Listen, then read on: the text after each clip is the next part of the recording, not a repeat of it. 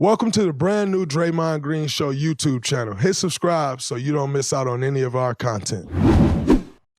What's up, everybody? Welcome back to the Draymond Green Show. It's an honor to have this next guest, an NBA champion. And so I've been hiding this hand because I have my 2022 championship ring on. And the reason I have my 2022 championship ring on is because the only thing that I have over this guy that I could kind of throw in his face is I won a championship more recently than he did.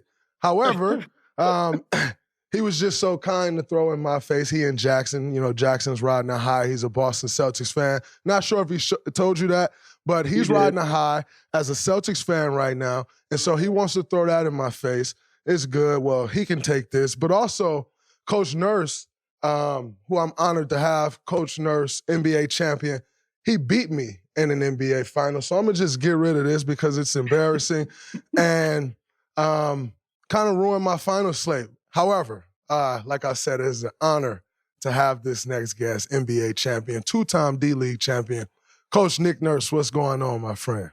Hey, thanks for having me on, man. I've been looking forward to it. I listen to you and watch you a lot, so it's an honor to be on. So thanks for having me. Oh, man, thank you. I appreciate it. First off, let's just get right into it. I think, I've watched some coaches come through the G League, in specific through our G League program. You've had Seth Cooper, you've had Aaron Miles come through and move on. Nick Kerr right now is doing a great job there. Chris Weems on our staff, and I know your journey went through the D-League, starting with championships in the D-League. Can you talk to me about that process and getting the reps in the D-League and then obviously getting your opportunity and becoming a head coach of the Toronto Raptors first? We're this close to crowning an NBA champion. I like the Celtics, by the way, in 6. Jaylen Brown's going to be my MVP, and I love the Celtics in Game 1. But sign up, 90 seconds. Put in the code Colin, COLIN. DraftKings Sportsbook, an official sports betting partner of the NBA. If you're a new customer, bet $5. That's it. Just bet $5, and you'll get $150 instantly in bonus bets. The code Colin, COLIN, shows them that you're a new customer to get $150 in bonus bets only on DraftKings. The crown is yours. I'm leaning Celtics in 6, baby. Yeah, so listen, I've spent a lot of years. I spent about 20 years coaching before I got to the NBA. I was small college. I went to England of all places for about 10, 11 years. Then finally landed in the D League. And, when anybody ever asks me about getting into coaching, I always say, get head coaching experience as fast as you can. Cause that is, like you said, the reps of getting in front of people, showing film, making substitutions, calling timeouts. That's the real deal. No matter really whatever level you're at, you're having to make a lot of decisions. Absolutely. And just tracing back a little bit, can you talk to me about the easiest head coaching job that you had, where you was assistant for 4 days and cashed out on 175 grand? Can you talk to me? I'm looking for a gig like that, by the way. Best job I ever had. So I was coaching at the Iowa Energy in the D League. Guy I played college basketball with at Northern Iowa, Greg McDermott, was then the coach at Iowa State. He offered me a job to be his associate head coach. I went up there on a Thursday. I literally got on a plane on Friday and went to Europe to recruit. And on Sunday, he called me. I was in London getting ready to go to Greece. He called me and said, "Hey, I'm going to Creighton." And he said, "You want to come with me to Creighton?" And I was like, whoa, what just happened here? We just moved up, we just started this job. And I said, let me come home and think about that for a minute. And I ended up going, thank goodness, all things happen for a reason. I ended up going back to the Iowa Energy after 4 days at Iowa State. And that was when we won our first D-League championship. And then we went rolling from there a little bit. That's incredible. When you were in the Iowa Energy, I've been trying to trace your path to the Raptors. When you were with the Iowa Energy, were they the affiliate of the Raptors at that time? Like, what was your path to the Raptors? No, so the path to I coached the Iowa Energy. Then I went to Rio Grande Valley as the head G League coach, which was the Rockets team. And literally they just kind of called me up out of nowhere. I think they'd seen the team play. We had we had a couple. I think we had Glenn Rice Jr., who was in the draft. He was one of the first guys in the G League that was in the draft, and a lot of people were coming to watch him. And it was actually Brian Colangelo who saw the team play and just said, let's talk to this guy. And then they hired me as an assistant. After a lot of changeover and turmoil, it was Masai came in and Dwayne Casey hired me and all that stuff. But we made it through that little change of management to get the start in Toronto. What was it like as an assistant coach during those years where you guys were having absolutely incredible seasons in Toronto, and then you kind of just run into a buzzsaw on LeBron James in the East? Like, what were those years like, kind of ultimately hoping to get over that hope? Hoping to get over that hump? Did you guys, like, not, I don't want to say not believe, because I think anytime we're in the locker room, you want to believe. But did you guys really believe that team could have gotten over the hump? And what was it with that squad? Yeah, so in general, it was awesome. It was awesome because we kind of, I think, don't quote me on the exact numbers, but I think the year before we started in Toronto was like a 32-win season. So the first year we went to 48 and got in the playoffs, which they hadn't been in, I don't know, again, 10 years, maybe 11, 12 years. And so the buzz was like, oh my God, they're a playoff team. And then we kind of 155, maybe 158. And like you said, we'd run into, everybody was getting chopped down by LeBron and the Cavs then, right? So it was super exciting. And then there was always that frustration of, how can we figure out how to beat this guy? And then the last time around, I think we had the home court advantage and we had a higher seed, and they hadn't really played that well that year. We thought we really did think we could get over the hump, and it was just like one of those. I think game one, Draymond, it was like we had a layup and it missed, and we had a tip in, and like if we would have just one of those bounce in, we win game one and maybe the whole series. And that was like a crushing, like, last second defeat, and that was it. And then just never could get. I mean, you know how tough it is to get past any of his teams. Absolutely. I mean, obviously we played against those guys for what, 5 straight years, 15 something. Yeah, 5 straight years.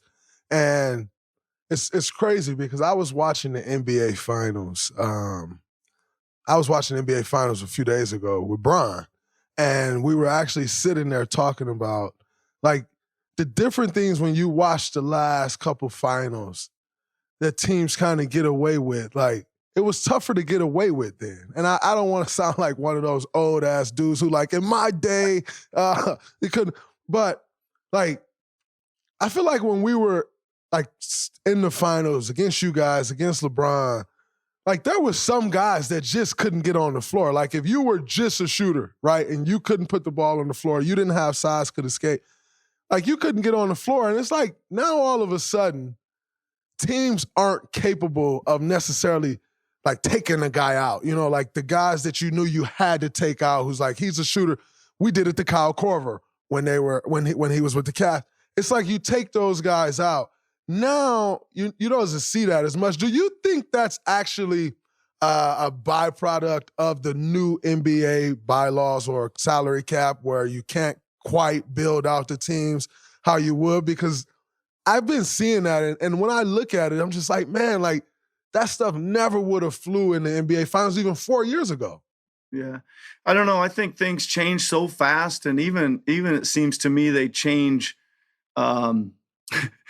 more rapidly, sometimes during the season and everything. I just think that you're always adjusting to the style of play or the physicality that's being allowed or not being allowed. It seems to be, like, all over the place at times. So I think, and again, I think some series guys look great, those kind of guys you're talking about, and then some series they don't too. And all of a sudden you're like, what happened? Those guys were playing great last series. What happened to them? And you're right. I think scouting, different schemes, different personnel. Some matchups are just bad for certain players, right? That is 100% correct. I think when you get further and further into these playoff runs, matchups are everything. Like, I think this year in the playoffs showed that more than ever, right? Like, the Lakers and the Nuggets. Lakers probably could have won the series. Like, the series easily could have been flipped, but a tough matchup for the Lakers. Denver moves on to Minnesota. They lose to Minnesota, whereas the Lakers probably were a better matchup than Minnesota, right? And I think we're starting to see that even more now, where matchups, who you match up with, is more important than ever. Do you feel that way? I think it's really important in the playoffs. And here's the thing I dislike about how I feel today about it's 3-0. It's 3-0, right? And it feels like they've all been 40-point blowouts, but that isn't true. I mean, it was a 2-point game with a minute to go last night. Game 2 should have been a 3-point game with a minute to go if we get that layup, or circumstances around that layup are a little different. So those, like, that's where Dallas has gotten everybody to, and then figured out a way to beat them. Absolutely. And all of a sudden it's 3-0, and you're like, well, it's over now. Nobody's come back from 3-0, but I hope they do. I'm just like you and everybody else. We want to see more games, right? We don't want it to be over quite yet. Absolutely. Definitely would love to watch more basketball. And before we get deeper into the basketball talk, because it is an honor to have an NBA head coach, an NBA champion on the Draymond Green Show. Very thankful. But before we get further to the basketball talk, can you join us to celebrate the grand opening of Carroll National Golf and Music? Can you talk to me more about that, August 15th to 16th? Yeah, Can you talk to me more about your golf I event? appreciate that. You giving me the shout out. So I'm from a little small town in Iowa, about 10,000 people, called Carroll. Golf course I grew up on a little bit as a kid, and it was kind of at its end, and we're just trying to save it. So me and some guys are turning it around, putting it together. Grand opening coming up in August 15th and 16th, but mainly it's to raise money for the foundation as well. Draymond, okay. I've been once we won that championship, thought I was given an amazing platform to go out and raise money. Did a bunch in Toronto. Now we're doing some here in Philly, doing some in Iowa, and just trying to pump that money back to kids in the areas of sports, music, and literacy. I'm a big pseudo musician. I love music. I'm a music appreciator, that's for sure. And I like helping kids, buy them instruments, buy them lessons, get them up on stage. Anything we can do in music and in sports, and try to build their self-esteem. People that wouldn't normally get such good chances, you know? That's absolutely incredible. I respect that. I think anytime, especially as a music fan, I too love music, appreciate music. And I think anytime you get the opportunity to combine those two, it's always great. Like, they're so synonymous. They live, music and sport. It's one and the same. I always say every musician want to be a basketball player. Every basketball player want to be a rapper or musician.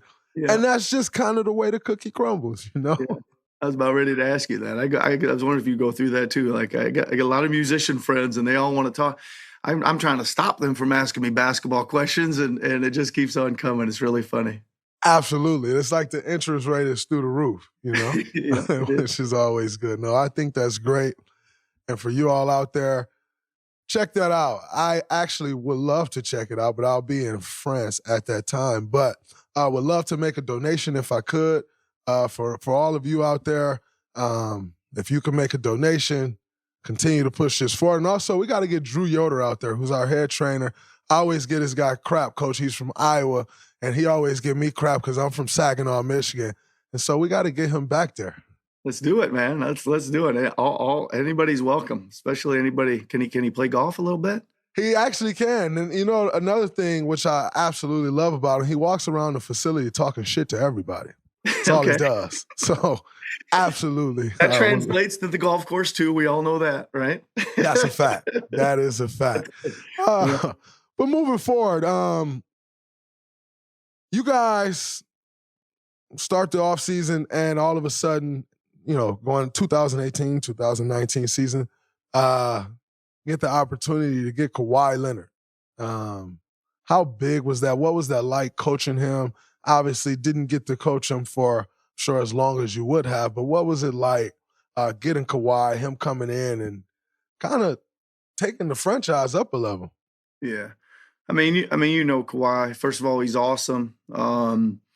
I loved his just competitiveness, his drive, his smarts, everything. But what he did probably more than anything, Draymond, was he just kind of rose the level of everything. Right. Everybody play a little bit better. Everybody believed a little bit more. All those kind of things with his presence. And he was awesome to coach. I think that my most fascinating things with him were, when I'd be in the fourth quarter and things, and I'd be like, like 9 minutes to go, and I'd be like, "Let's go! You got to get back in there." And he'd be like, "No, I'm not quite ready yet." I'd be like, "Well, we better hustle because there may not be anything to wait for." But he knew that about the 6 minute mark, 6.5, he'd go back in. But he knew, and he just dominate. He just made every play at both ends, every tough rebound. Like he really knew what he kind of had in the tank and what he could provide. And I kind of I just admired that about him because he really would go make plays at both ends that were just, that's what I love, guys making plays at both ends. And they were just huge plays, Absolutely. Absolutely. I think it's incredible. Obviously, we were on the wrong side of it. I must say, I was absolutely shocked. And, I know he's an LA guy or San Diego, Southern California guy. Wanted to get back closer to home. But that may be the only player in the NBA that can win a championship with a team, probably get offered the entire country of Canada, and leave and go back to the Clippers. Like, I can't think of any other guy in the NBA that would turn that down. I can't think of it ever happening either. I'm not totally shocked, Draymond, because the very first meeting I had with him, like he got traded to Toronto. I'm not sure he was like, "Whoa, what happened here? How'd I end up here?" And I'm meeting with him, and it was super cool. We were kind of going through some stuff on the board and just getting to, listen to him feel about, I like this, I'll move here, these kind of things. And it was a great conversation.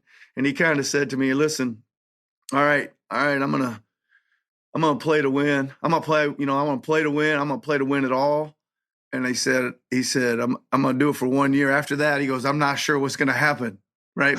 But for 1 year, I'm going to play 100% and I'm going to play to win the title. And I was kind of like, that's a pretty good deal. Let's start with that. Right. So I wasn't totally shocked, but I thought after we'd kind of done it all and did, all that stuff, like you just said, kind of rolled out, I was sure hoping he was going to stay because that was a really, really good team. It really was.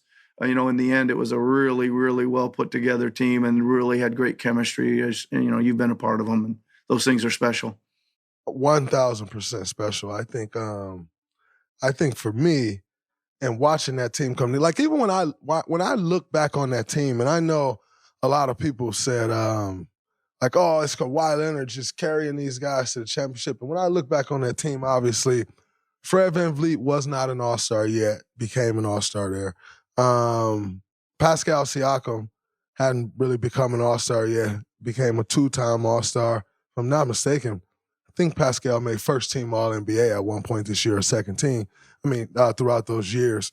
Kyle Lowry, Danny Green, Serge Ibaka, Marc Gasol. Like, I feel like those are the championship teams that I remember, right? Like, you go down the list and it's boom, boom, boom, boom.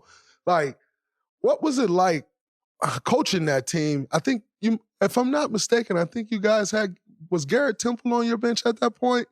No, we had Norman Powell. We had Norman Powell. Yeah, we had OG got hurt right before the playoffs, so he was on that team. You're right. I mean, what was it like coaching them? It was awesome. I mean, I think we knew we had a chance from day one. You go to training camp and you're looking around, you're going, "Holy shit, this is like, we're good, man." Like, we're really good. Like, and kind of the cool thing about it was nobody else really was talking too much about us. Mm-hmm. You know what I mean? Mm-hmm. Like, we kind of stayed under the radar. And it wasn't like, even when the playoffs started, I think I went back one time and looked, and I think 1 out of like 16 reporters picked the Raptors, like nobody was talking about us. So, and the unique thing that I thought, and you've probably been through this, maybe not, but I just couldn't believe how much better we got from playoff game number 1, and against Orlando in the first round, to 2 months later, by the time we saw you guys, I just can't believe we just kept improving. And that's also really special and really fun to be a part of. Absolutely. Obviously our teams before were a little different. maybe 2015, but we kind of got good early in that year. But 2022, I know exactly what you're talking about because that year, I'll kid you not, I'll be honest. So 2022 is the first year of Miami Grand Prix, F1, Formula One. And my friend and his family, they own the race. And so they had laid it out. All my friends was going. And I think it was maybe May 5th, which obviously, as you know, is like right at the end of the first round of the playoff. Yeah. And he's like, are you coming to F1? Are you coming to F1? I'm like, yeah, we fucking suck. Like, I'll be there. We're losing the first round for sure. Like, that's what I thought of, like, the team we had. Yeah. And I'm like, yeah, we're losing the first round. I 100, like, leave me locked in. I'll be there. And we play the first game of the playoffs. And I called him after the game, and he had texted me, and he's like, you're full of shit. Like, you guys look great. And I'm like, yeah, we actually just look better than I thought we did, but like, hold off. I'll still be there for F1, right? And we start playing, and we going through, and we got better, better, and better, and better. Then we get to Dallas Mavericks in the conference finals, and it's like, we didn't even feel like they had a chance. Like, oh, this is money. And then we get to the finals.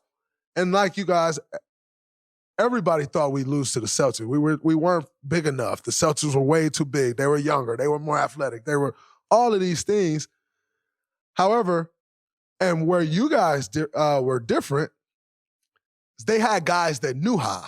Like they didn't have guys that knew how. And we had guys that knew how. Yeah. Where you guys differed in 2019 is Kawhi knew how. Yep. Danny Green knew how, right? Yep. Like when you have those guys that know how, like, do you feel that as a coach, like it makes a big difference? I felt like that was the edge for us in that finals against the Celtics in the year where we got better and better and better, like you just explained. 100%. I think a big part of that, Draymond, I don't think guys that haven't gone through it have any understanding, absolutely how long it is. I mean, it's 2 full months. Yeah. And it is like, and then I don't think they understand a lot of the intensity of it. Like when we were playing you guys, I can't tell you how many times I'd be like, God damn, these guys are fucking fast.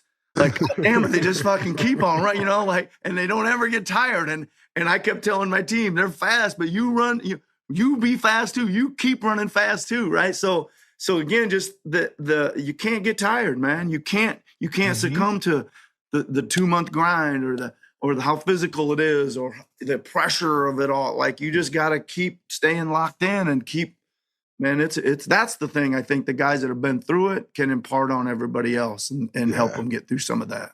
100%. It's crazy because I was in a meeting yesterday and I was talking to someone and he was just speaking about, like, man, get to the NBA finals and if you lose, like, those guys just look so crushed.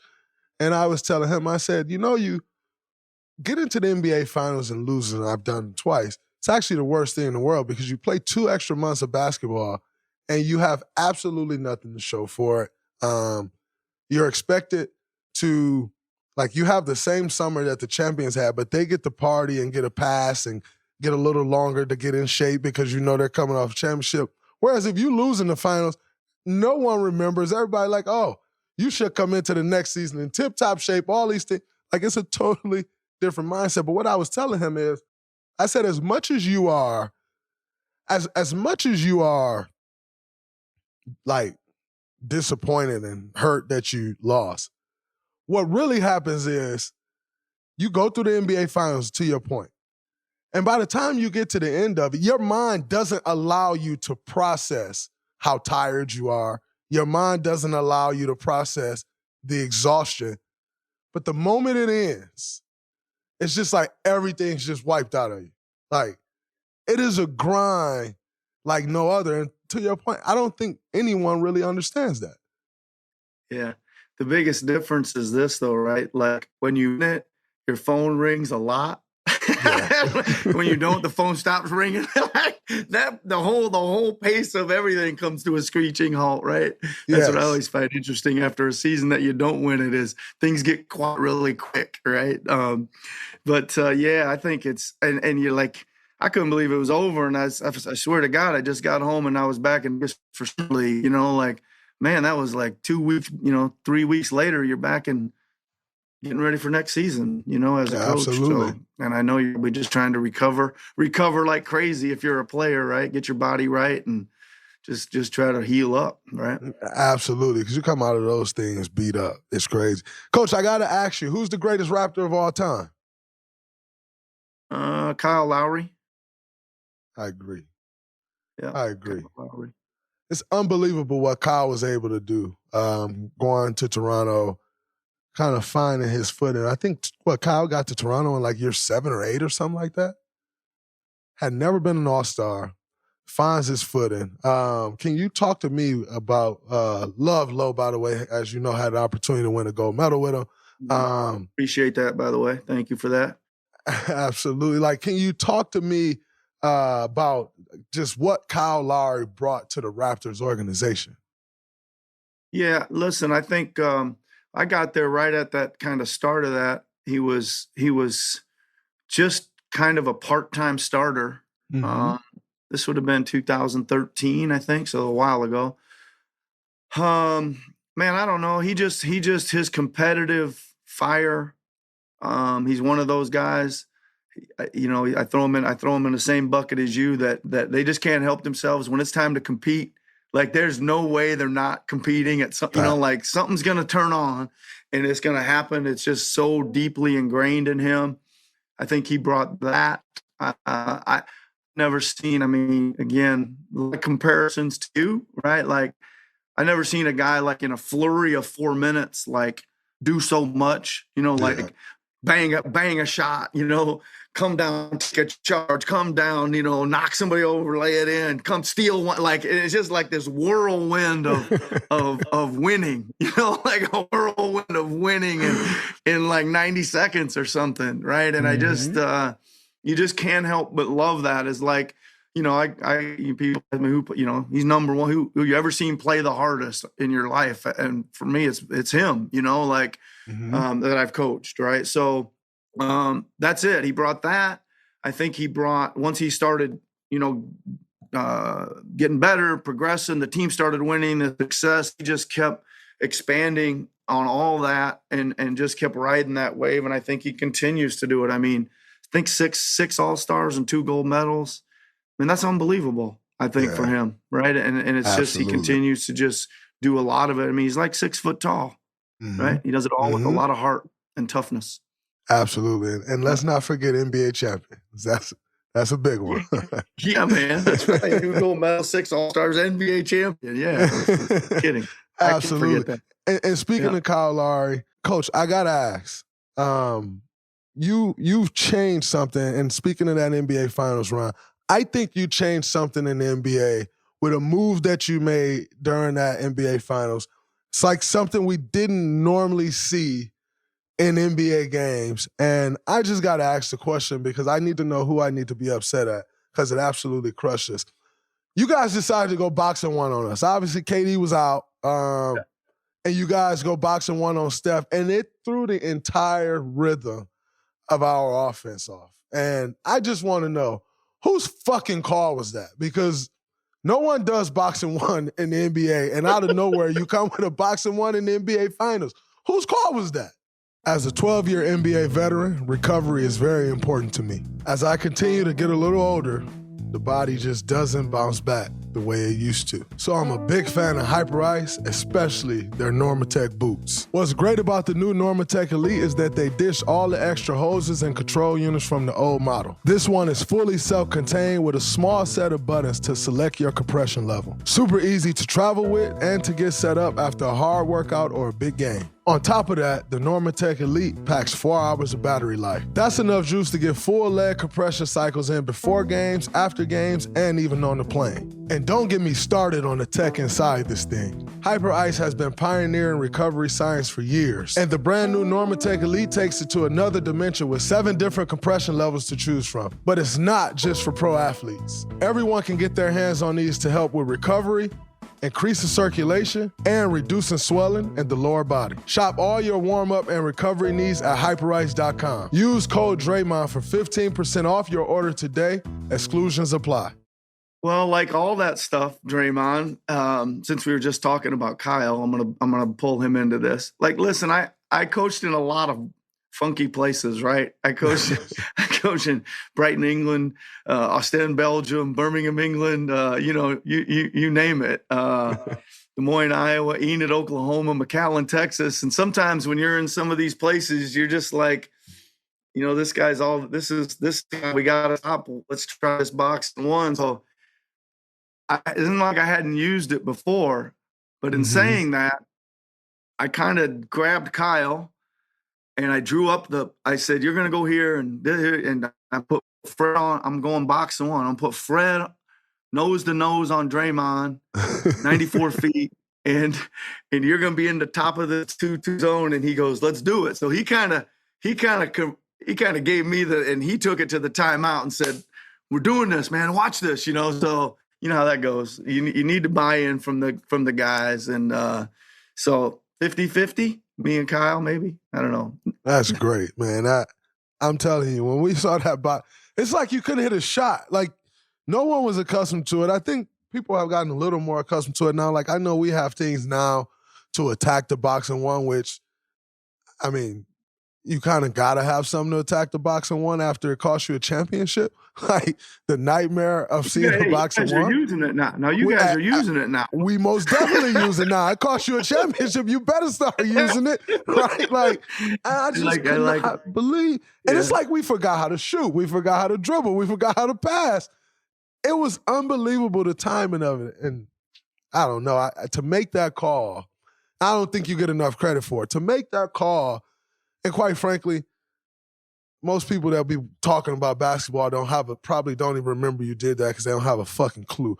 But to make that call in the NBA Finals and go boxing one, man, that took some balls, and I tip my hat to you. By the way, you used to wear your Nick Nurse hat. I'm happy to see you with your 76er hat because when you wore your Nick Nurse hat, I just used to try to find shit to piss me off. And I'm like, that coach got on the hat that says his name. Like, let me just find something to piss me off.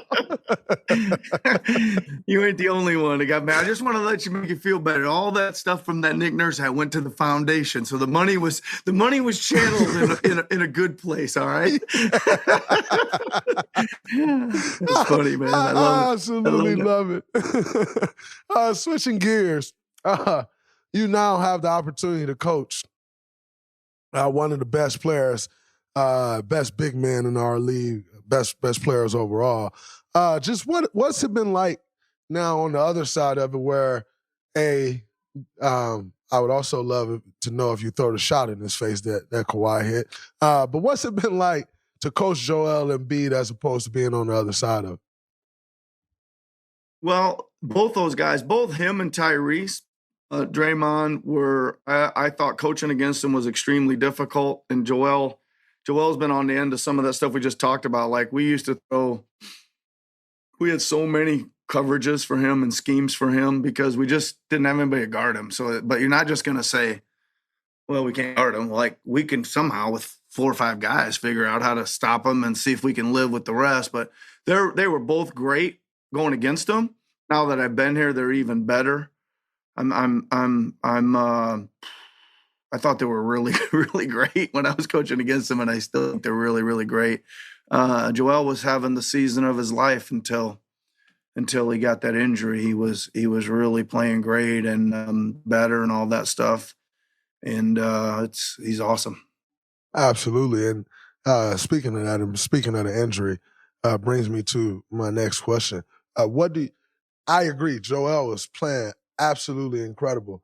But my question is, what do you think of the 65-game rule? Because, for instance, Joel, in the midst of having the best season of his career, MVP season, coming off an MVP season, and the 65-game rule doesn't even allow him to qualify to compete for the MVP. I just wanted to know, what's your thoughts on that rule? Do you agree with it? Do you what's your thoughts on it?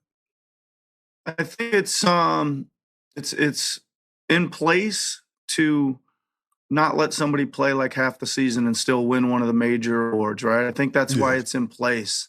I don't think that would ever happen anyway.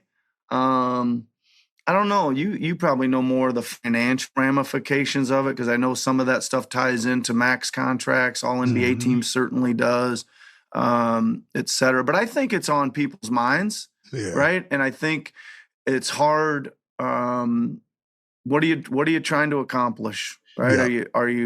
Is it super important for you to win one of those awards? I mean, I don't know. I want a Coach of the Year award, and I certainly would much rather have a championship, but it's still pretty cool to have that Coach of the Year award, man. I ain't gonna lie, right? You know what I mean? Like, absolutely. If I had to coach 80 of 82 games, I'd probably find a way to do it or whatever, so I could be in line for that if I was lucky enough.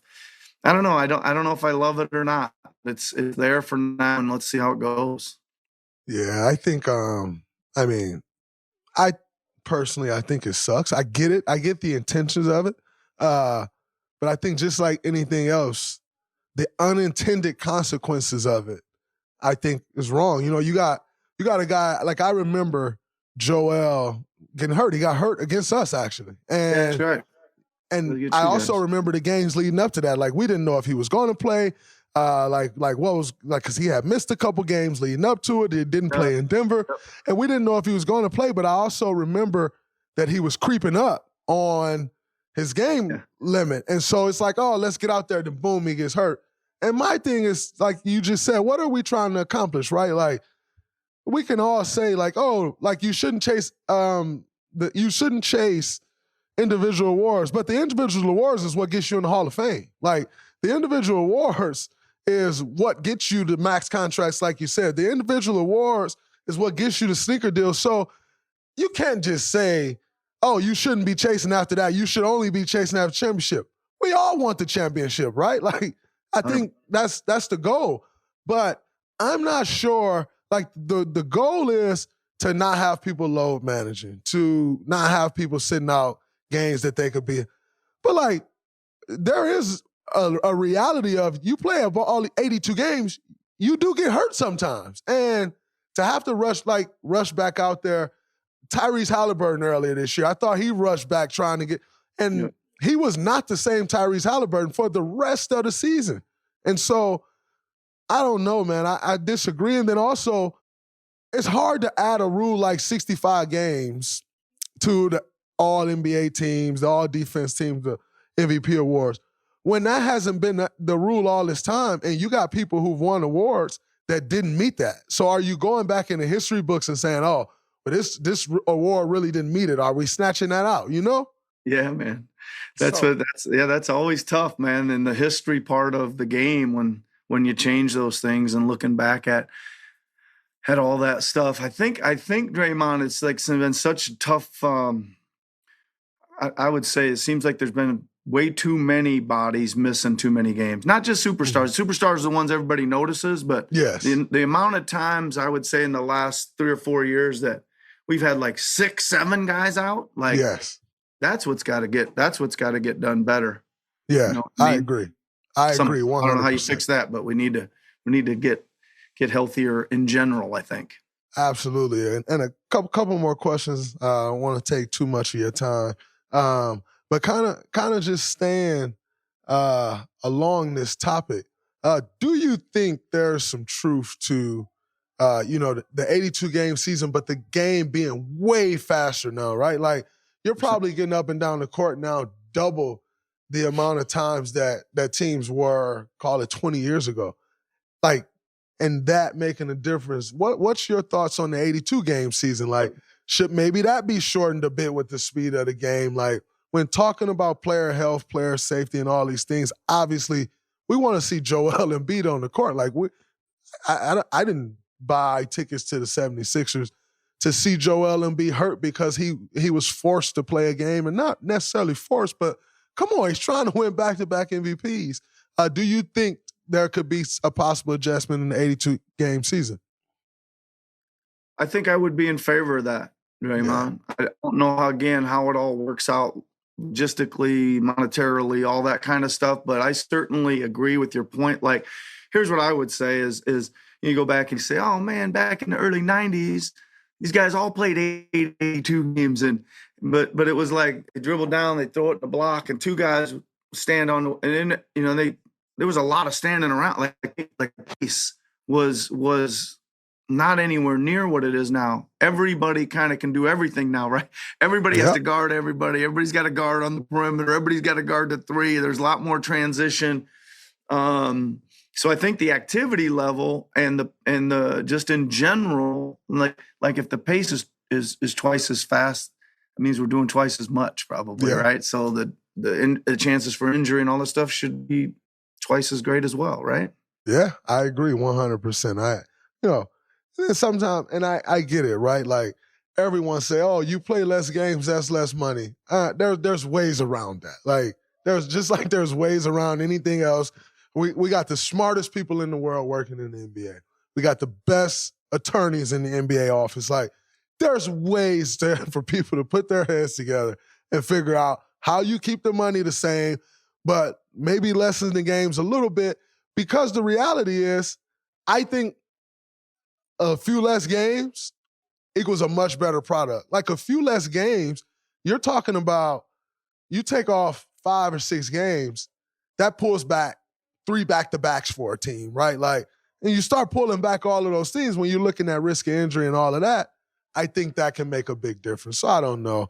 But in switching gears a little bit, Adam Silver said yesterday that he doesn't know if the NBA is in a place where we'll ever see a competitive All-Star game anymore. Right. And I just kind of wanted to know your thoughts on that. Do you think the All-Star game should kind of go away, maybe mix it in, like do some other things? What's your thoughts on that? Or should players be like, you know what? It's an honor, and I need to get that out there and take it serious. With you being a coach and sitting on one side of it, you want your players to return healthy. How do you look at the All-Star game? I have really fond memories of the All-Star game, Draymond. First of all, the 2021, I was lucky enough to be the coach of in Chicago. And I think it was the first Elam ending one they did. Yes. I don't know if you remember that or not, but that one, that last like 15 minutes of basketball, it was like, poof. It was Kyle and Pascal. And and they had LeBron, AD, Westbrook, James Harden. I mean, it was unbelievable. We had Joel and Giannis. Oh man, and they were really playing. I don't know how we can recreate that, but I'll never forget that 15 minutes of basketball. But ever since then, it has been a little rough. It's hard to watch. I don't know. The NFL one's kind of gone away. Yeah. Major League Baseball, they still put a little bit of incentive on there for the playoffs. They tie it to the home team in the World Series and stuff like that. I don't know. There's just a lot of thought process going on there. No, I agree 100%. And I've kind of sat and like toyed with the idea of like, do you go away with it? It's such a historical thing. And like, I don't know, man. I just don't know. It's so bad. Like I actually was there this past year. It's one of the worst games I've ever seen. I've seen like some Little League games. I've seen it's one of the worst basketball games I've ever seen. I couldn't believe it. Like, oh, I know. And there was an emphasis on it, right? Like everyone was talking about it. There was an emphasis. I know our commissioner, Adam, met with the team. I heard Larry Bird met with the teams. Like everybody's coming in and talking about it. It's just like, oh, like, nope. Left-hand shots, hook shots. Like, so I don't know what you do. It always starts, and you're like, okay, let's see if they're going to play or not. And it lasts about 3 possessions, and somebody makes a full court pass, and then it's bank off the backboard, and we're like, oh, guess not. All-star game time. Just before we get out of here, you with 2 All-Stars, Joel, Maxey. I love Tyrese Maxey's game. It's been incredibly fun to see his growth. And I think what most people don't know about Maxey is, as good of a player as he is, he's probably 10 times better person. He's just the vibe he brings to the team. And I've never been on a team with him, but I can see it. Like the vibe he brings to a room, like he just brings great energy all the time. And it's been great to see his growth. But what do you guys have to do in order to take that next step? I know Joe hasn't been out of the second round in his career. Like, what do you guys got to do to get over that hump and take that next step?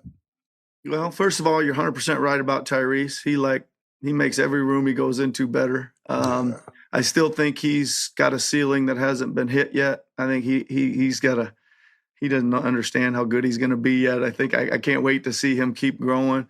And listen, I think that, as you know, man, we got a whole bunch of roster spots. We got a whole bunch of money to spend, and we got to piece it together around those two guys. Like, who complements them?